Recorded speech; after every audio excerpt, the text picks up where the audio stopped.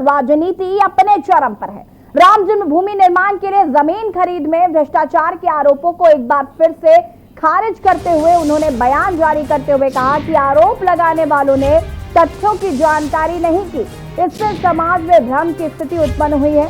राम जन्मभूमि निर्माण के लिए जमीन खरीद में भ्रष्टाचार के आरोपों को एक बार फिर से खारिज करते हुए श्री राम जन्मभूमि तीर्थ क्षेत्र के महासचिव चंपत राय ने सोमवार देर शाम एक और बयान जारी किया है। न्यास महासचिव चंपत राय ने अपने ताजा बयान में कहा कि आरोप लगाने वालों ने तथ्यों की जानकारी नहीं की, इससे समाज में भ्रम की स्थिति उत्पन्न हुई है।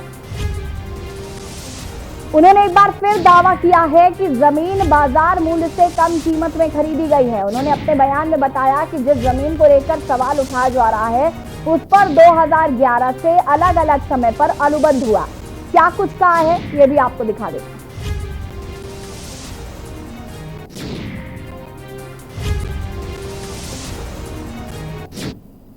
ये भूमि जितना क्षेत्रफल है उसकी तुलना में इस भूमि का मूल्य 1423 रुपया प्रति स्क्वायर फीट है, जो मार्केट वैल्यू से बहुत थोड़ा है। निर्णय कर लिया गया, लेकिन पहले 2011, 2017, 2019 के प्राचीन अनुबंधों को समाप्त करके मालिकाना हक का निर्णय करना बहुत जरूरी था। वह कराया गया। मालिकाना हक का निर्णय होते ही हमने तनिक भी देरी नहीं की, तत्काल तत्परता और पारदर्शिता के साथ संपूर्ण भूमि का एग्रीमेंट करा लिया। अभी बैनामा कराया जाना बाकी है। हमारा स्थायी निर्णय है कि सभी प्रकार का ट्रांजैक्शन बैंक टू बैंक होगा, ऑनलाइन होगा और सरकार के किसी टैक्स में कोई कटौती, कोई चोरी नहीं करने देंगे।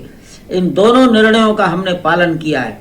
दुर्भाग्यपूर्ण यह है, आरोप लगाने वाले व्यक्तियों ने आरोप लगाने के पहले ट्रस्ट के पदाधिकारियों से किसी प्रकार की कोई संपर्क करके तथ्यों की जानकारी नहीं ली और बोल दिया।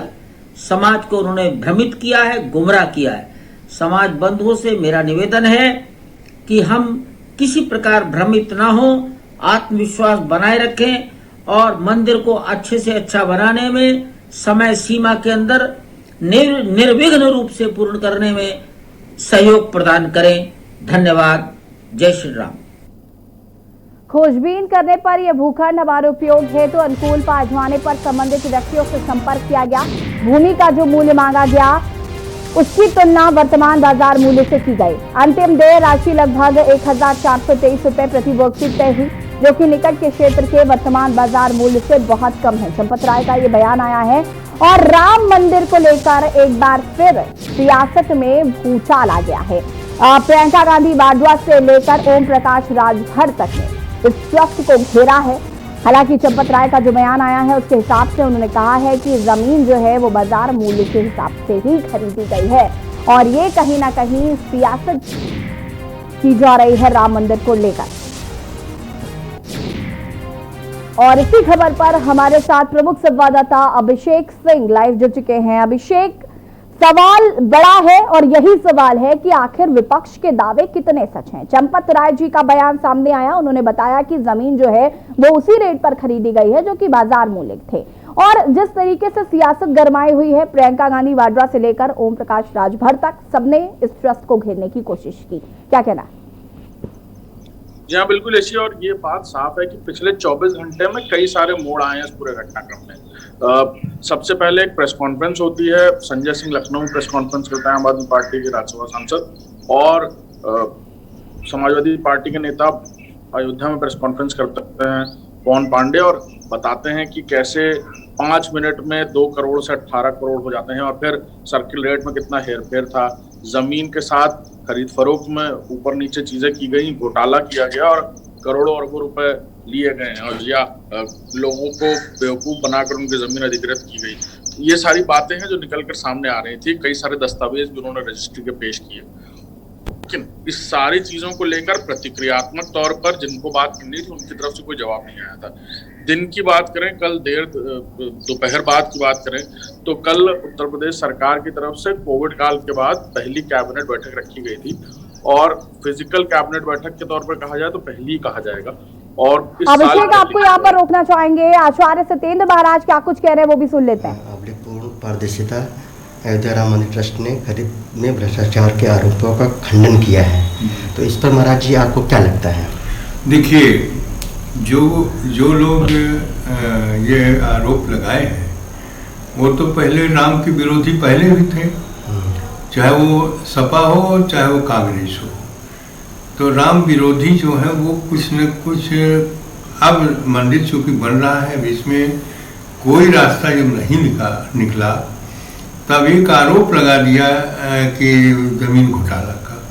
और जमीन घोटाला का जब आपको यह कहना है तो उसकी पूरी स्थिति जानना चाहिए था कि आखिर ये 2 करोड़ की संपत्ति 18 करोड़ में किस रूप में हो गई।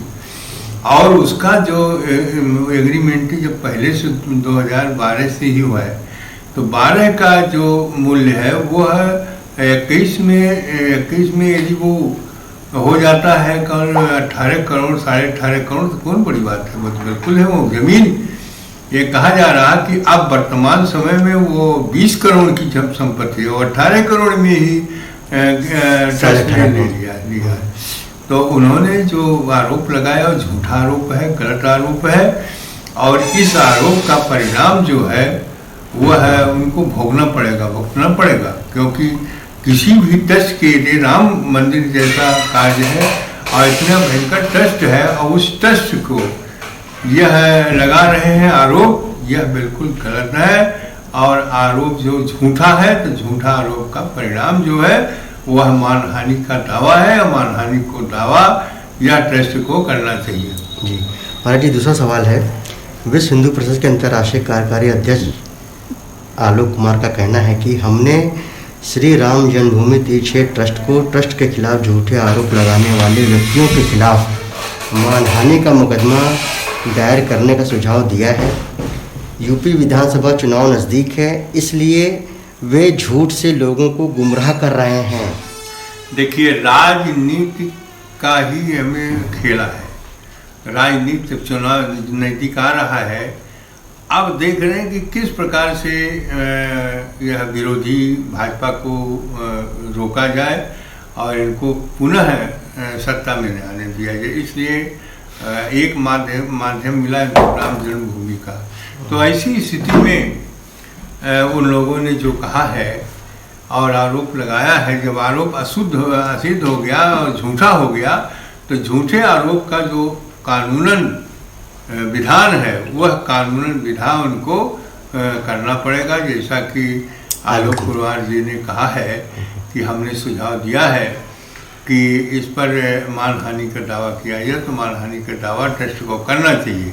साथ ही साथ उन्होंने कहा कि इसका जो समाधान का विधान है वो लोग क्षमा मांग लेते हैं, और क्षमा मांगने के बाद में उनको क्षमा दे दिया जाता है, और परिणाम में होता है कि वो मुकदमा वहीं से समाप्त हो जाता है।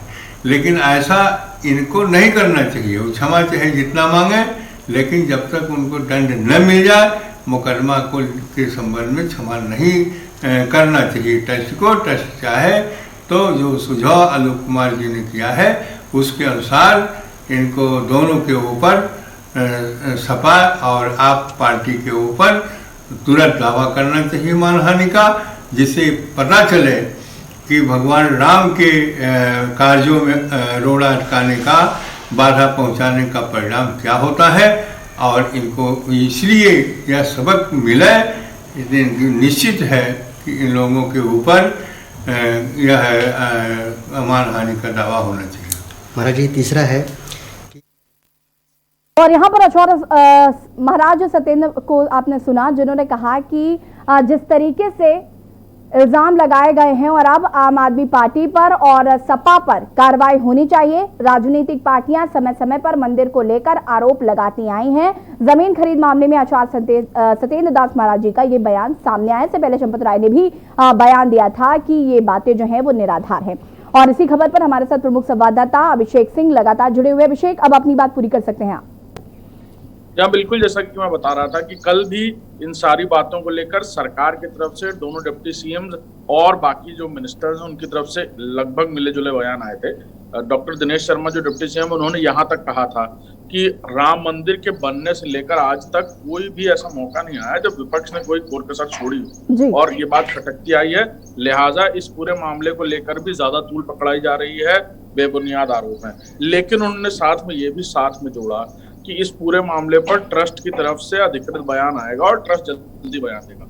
कल देर शाम हमने देखा कि ट्रस्ट ने बाकायदा एक प्रेस रिलीज जारी की और बताया कि कैसे दोनों राजनीतिक दल मिलकर साजिश कर रहे हैं ट्रस्ट को और राम जन्मभूमि को बदनाम करने के लिए, और कोई भी इस तरह का मामला नहीं है जिसको इतना तूल पकड़ाया जा रहा है। और अभी भी हम सुन रहे थे कि किस तरह से मानहानि के दावे तक की बात और चर्चा शुरू हो गई है। लेकिन इन सारी चीजों के बीच वो दस्तावेज जो सामने लाए गए थे उनके तथ्यपरक बातों को लेकर सामने आना जरूरी है। और ये भी बात जरूरी है कि जो लोग थे जिनसे अधिकृत की गई थी जमीन, उनको सामने लाया जाए। वो अपनी बात अगर खुलकर कहेंगे तो कहीं ना कहीं ये जो बातें निकलकर सामने आ रही हैं इस पर लगभग पूर्ण विराम लग पाएगा। और बिल्कुल मामला पूरी तरह से आस्था से जुड़ा हुआ है, हजारों करोड़ों लोगों की आस्था से जुड़ा हुआ है। और लोग भी जानना चाहते होंगे निश्चित तौर पर कि आखिर जब ये आरोप और प्रत्यारोप लगे तो सच्चाई और हकीकत क्या है। क्या वाकई किसी के साथ इस तरह की धोखाधड़ी की गई है बीजेपी द्वारा, या लोग इसको साजिशन कर रहे हैं, या इलेक्शन पास आने के बाद प्रोपेगेंडा शुरू हो गया है, कुछ नहीं मिला तो राम जन्मभूमि का ही प्रोपेगेंडा शुरू हो गया। ये वो सारी बातें हैं जो अभी फिलहाल राम जन्मभूमि ट्रस्ट की तरफ से तो सामने रखी गई है, विपक्ष की तरफ से आरोप लगाए गए हैं। लेकिन अगर बेहतर होता वो लोग भी सामने आते तो और बातें खुलकर साफ हो पाती। जी बिल्कुल अभिषेक, जो इस तरीके से राम मंदिर का मुद्दा जो है वो आस्था से जुड़ा हुआ मुद्दा है, करोड़ों लोगों की आस्था जो है वो जुड़ी हुई है इस मंदिर से, और कहीं ना कहीं भाजपा के लिए भी एक मेन प्रोजेक्ट रहा है राम मंदिर। जिस तरीके से मुख्यमंत्री समय समय पर अयोध्या जाते हैं, कार्यों का जायजा लेते हैं, किस तरीके से काम चल रहा है, तो कहीं ना कहीं जिस तरीके से बीजेपी राम मंदिर में इन्वॉल्व है वो साफ तौर पर देखा जा सकता है। लेकिन अगर आस्था के साथ खिलवाड़ हो रहा है तो क्या, अगर ये बात गलत साबित होती है, जिस तरीके से चंपत राय का जवाब आया है सामने, बयान सामने, अगर हम उसको आधार मानते हैं तो विपक्ष भी कहीं ना कहीं ये करोड़ों जनता के साथ धोखाधड़ी कर रहा है और आस्था के साथ खिलवाड़ कर रहा है। जी हाँ, बिल्कुल। अगर ये बातें बीजेपी या अभी फिलहाल मंदिर ट्रस्ट के द्वारा, चंपत राय द्वारा बताई गई कैसे क्या कुछ किया गया था, सर्किल रेट्स को लेकर भी उन्होंने कई सारी बातें साफ की हैं। और इन सारी बातों के बीच अगर ये निकलकर सामने आ रही है बात कि विपक्ष पूरे मामले को तूल पकड़ाने की कोशिश कर रहा है, लेकिन कंप्लेनेंट कौन था? क्या वाकई पार्टी की तरफ से कोई व्यक्ति सामने आया था, या समाजवादी पार्टी का कोई व्यक्ति था जो इस पूरे मामले में कंप्लेनेंट बनकर सामने आया? तो ये वो सारी बातें होंगी जो निश्चित तौर पर आने वाले चुनाव में भी आहत करेंगी। और भारतीय जनता पार्टी का एजेंडा ना कहकर अगर ये कहा जाए कि राम मंदिर ही भारतीय जनता पार्टी का स्वरूप रहा है शुरुआत से लेकर अभी तक, और आखिरकार राम मंदिर का निर्माण भी हुआ और शुरू हुआ, उस सारी चीजों के बीच ये भी साफ था कि राम मंदिर को लेकर के लोगों की भी आस्था उसी तरह से पहले दिन से थी। और आज तक लोग राम मंदिर के निर्माण का शिलान्यास, भूमि पूजन, सारी चीजें हमने देखी थी। उसके बाद अगर ये बातें होती हैं तो निश्चित तौर पर आहत करने वाली बातें हैं। बिल्कुल अभिषेक, और मुख्यमंत्री योगी आदित्यनाथ ने भी इसकी जांच की रिपोर्ट तलब की है। उन्होंने कहा है कि इसकी जांच की जाए, जल्द ही उनको रिपोर्ट सौंपी जाए। इसको लेकर क्या कुछ जानकारी है? जी हाँ, बिल्कुल। मुख्यमंत्री योगी आदित्यनाथ की तरफ से अभी फिलहाल कोई औपचारिक मामला इस पूरे मामले को लेकर के नहीं कहा गया।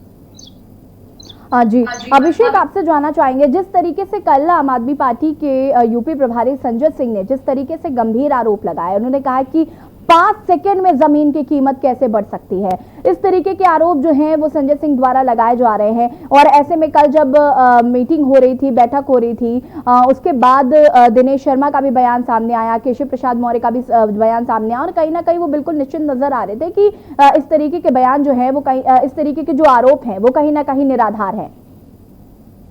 जी बिल्कुल, उन्होंने कहा भी कि राजनीति से ओतप्रोत हैं और साजिशन किए जा रहे हैं। लेकिन आम आदमी पार्टी की तरफ से जिस तरह के आरोप लगाए गए उसमें एविडेंस भी पेश किए गए थे, रजिस्ट्री के एविडेंस थे, सर्किल रेट 5 मिनट में 2 करोड़ से 18 करोड़ हो जा रहे हैं। आरोप ये था कि पैसे का हेरफेर किया गया और राम मंदिर, राम जन्मभूमि की जमीन को लेकर के, अधिग्रहण को लेकर के पैसे का हेरफेर किया गया। आखिर इतने करोड़ों रुपए 5 मिनट में बढ़ कैसे जाते हैं? सर्किल रेट क्या 5 मिनट बढ़ जाएगा? तो ये वो सारी बातें थी जिसको लेकर के वो प्रेस कॉन्फ्रेंस करते हुए नजर आए थे। उसके बाद पवन पांडे समाजवादी पार्टी के नेता हैं, विधायक रह चुके हैं अयोध्या से, वो अयोध्या में प्रेस कॉन्फ्रेंस करते हुए नजर आए थे इस पूरे मामले को लेकर। और उसके बाद से फिलहाल ट्रस्ट की तरफ से कुछ नहीं कहा गया। कल पूरे कोविड काल के बाद पहली फिजिकल बैठक थी कैबिनेट की। उसके बाद पत्रकारों से बातचीत के दौरान डॉक्टर दिनेश शर्मा जो सीएम है, उन्होंने ये कहा कि पूरे मामले में राजनीति हो रही है, और ये भी साफ है कि ऐसा पहली बार नहीं कि राम जन्मभूमि को लेकर के बातों को तूल पकड़ाया जा रहा है, एक पक्ष की बात की जा रही है, दूसरे पक्ष की बात नहीं सुनी जा रही। पहले भी विपक्ष ऐसा करता आया है। बेहतर होगा कि ट्रस्ट अपनी तरफ से तथ्यात्मक बात कहकर इस पूरे मामले को खत्म करे, और लेकिन अंततः यही बात सामने आएगी कि कहीं ना कहीं राम जन्मभूमि को का नाम लेकर के राजनीति करने की कोशिश की जा रही है, और जो बिल्कुल पूरी तरह गलत है, क्योंकि राम जन्मभूमि का मामला या राम मंदिर का मामला किसी राजनीतिक दल से जुड़ा हुआ नहीं है, वो लोगों की आस्था से जुड़ा हुआ है।